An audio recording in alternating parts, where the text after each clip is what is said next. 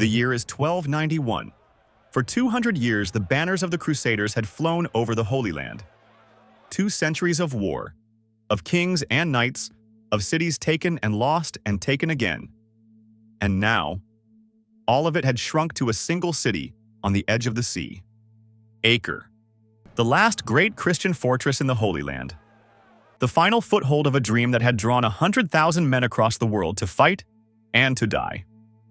Behind its walls stood perhaps 14,000 defenders, Knights of the Temple, Knights of the Hospital, soldiers, sailors, pilgrims, and the ordinary people of a doomed city. Marching against them was one of the most powerful armies on earth, the Mamluks of Egypt. By some accounts, as many as 200,000 men, siege engines the size of houses, and a sultan determined to end the age of the Crusades forever. And the defenders of Acre knew the truth that hung over them like a shadow. No army was coming to save them. No fleet would lift the siege. The West had grown tired of the Holy Land. They were alone. And still, they would fight.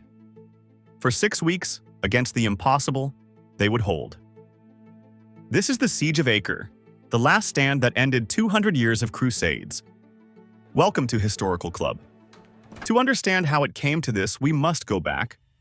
In 1099, the warriors of the First Crusade had stormed Jerusalem and carved out a string of Christian kingdoms along the coast of the Levant.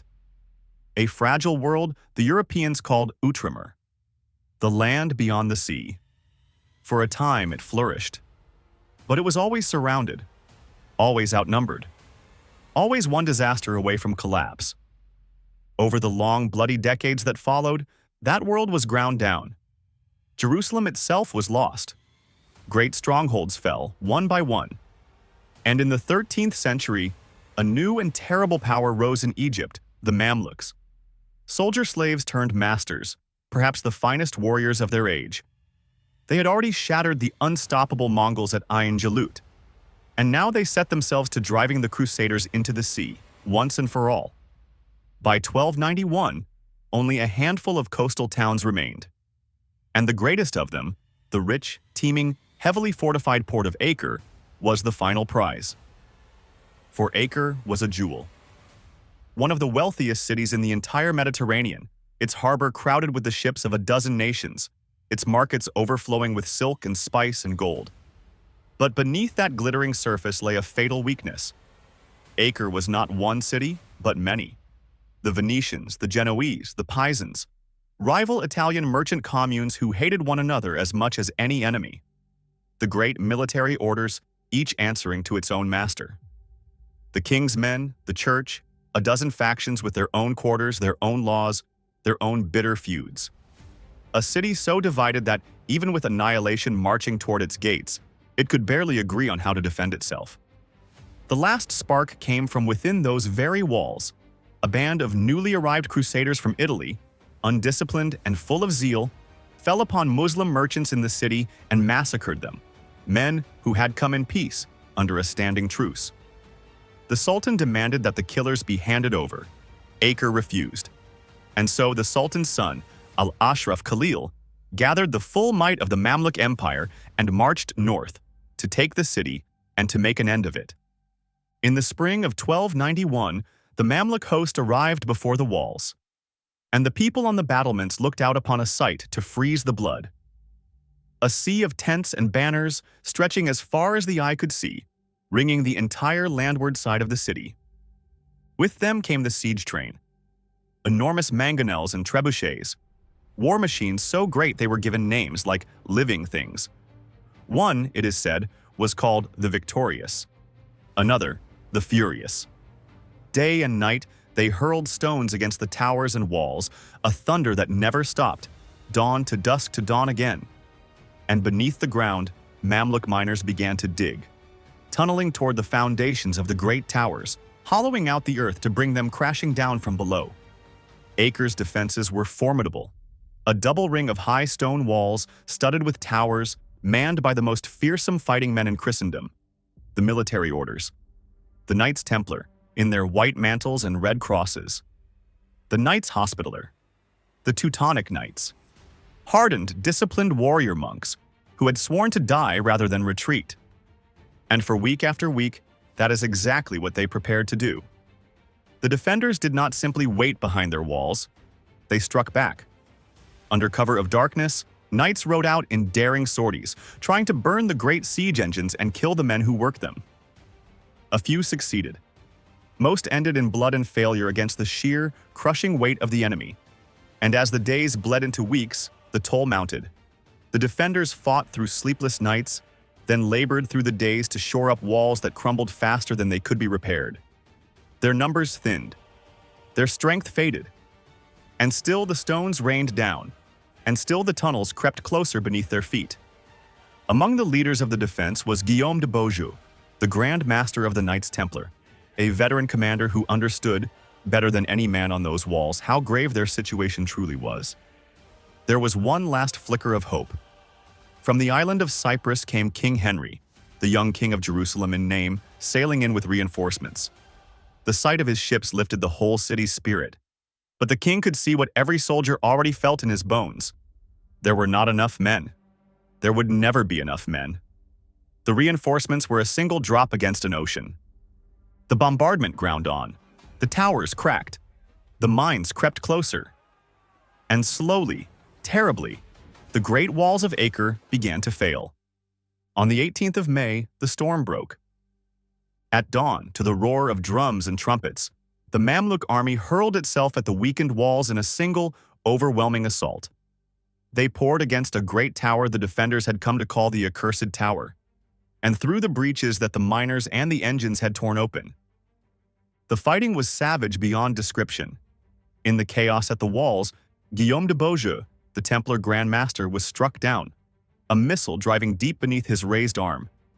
As his men saw him turn away from the line, some cried out that he was abandoning them. He is said to have answered them simply, "I am not running away, I am dead." And he was carried off, dying, as his Templars fought on without him. The walls were lost. The Mamluks flooded into the streets, and the city dissolved into horror. Desperate crowds fought toward the harbor, toward the ships, the only escape left in the world. But the sea itself had turned against them, the waters rough and swollen, and there were far too few vessels for the thousands who clawed toward them. Boats were swamped and capsized under the weight of terrified people. Many who reached the water drowned in it. Many more never reached it at all. Those who could not flee were cut down or dragged away into slavery. By nightfall, the great city of Acre had fallen, but it was not yet over. For at the seaward edge of the city stood the fortress of the Templars, a massive stone stronghold, its feet in the sea, the strongest point in all of Acre. And there, the last surviving knights and a host of terrified refugees gathered for a final stand. For days after the city had fallen, the temple held. The Mamluks, unwilling to pay the butcher's price of storming it, offered terms, safe passage, in exchange for surrender. But when a party of soldiers entered the fortress and began to abuse the women and children sheltering inside, the Templars' fury erupted.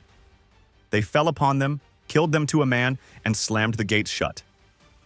They would not surrender. They would die where they stood. And so the Sultan's miners returned to their work, digging beneath the great fortress. When at last the final assault was ordered, hundreds of Mamluk soldiers stormed inside, just as the undermined walls gave way. The entire fortress collapsed in a roar of stone and dust, crushing defenders and attackers together beneath it. When the dust settled, the last stronghold of Acre was a ruin, and its last defenders were gone. The fall of Acre was the end.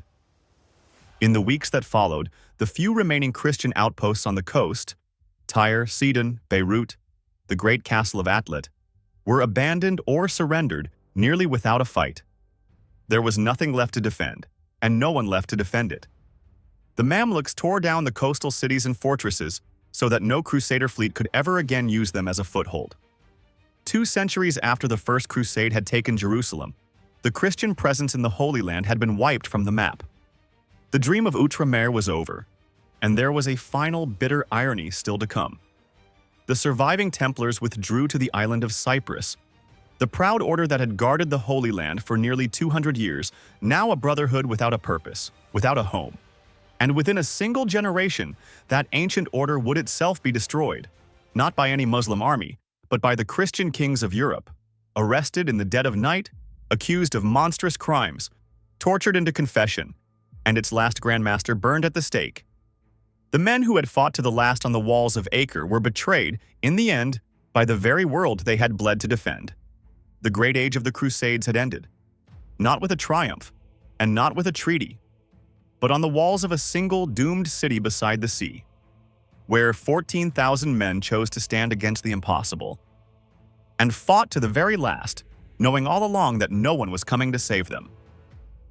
If this story moved you, if you believe these forgotten last stands deserve to be remembered, and remembered well, then do one small thing for us. Tap that like button. And subscribe to Historical Club so the next great story finds its way to you. Ring the bell, leave a comment telling us which siege we should tell next, and we will see you on the next one.